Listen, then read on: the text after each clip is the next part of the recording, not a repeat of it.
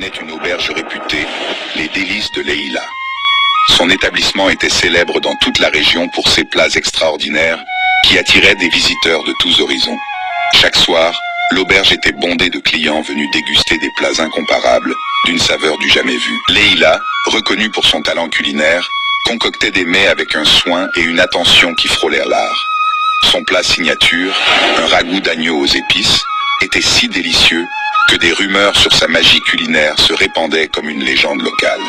Les hommes du village étaient si enchantés qu'ils délaissaient parfois les repas de leur propre foyer pour ceux de Leïla. Mais derrière son comptoir, Leïla gardait un secret profond.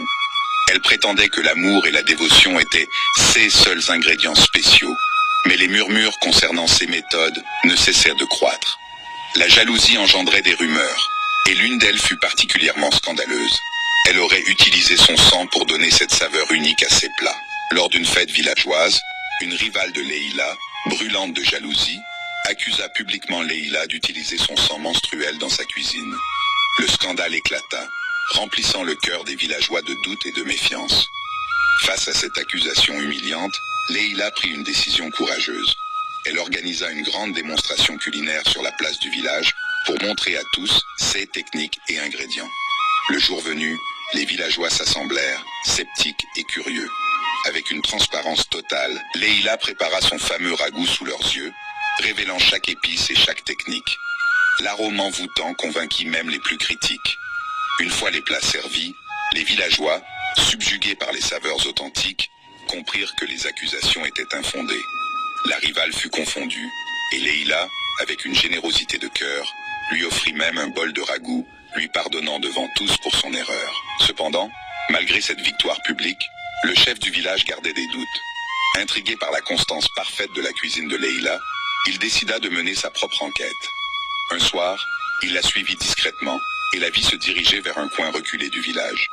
Là, sous le clair de lune, il la vit déterrer une vieille marmite en terre cuite, soigneusement enterrée sous un vieux chêne.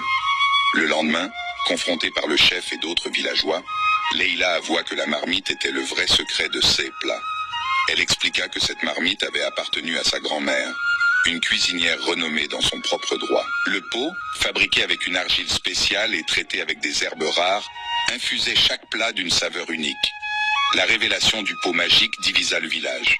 Certains y virent une tricherie, d'autres une ingéniosité louable.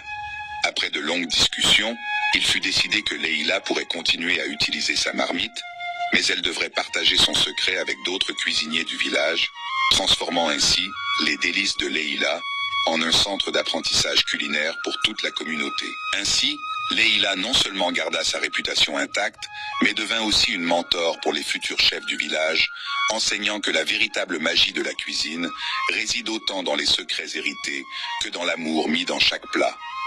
Son auberge resta un pilier de la communauté, symbolisant la tradition, l'innovation et la convivialité.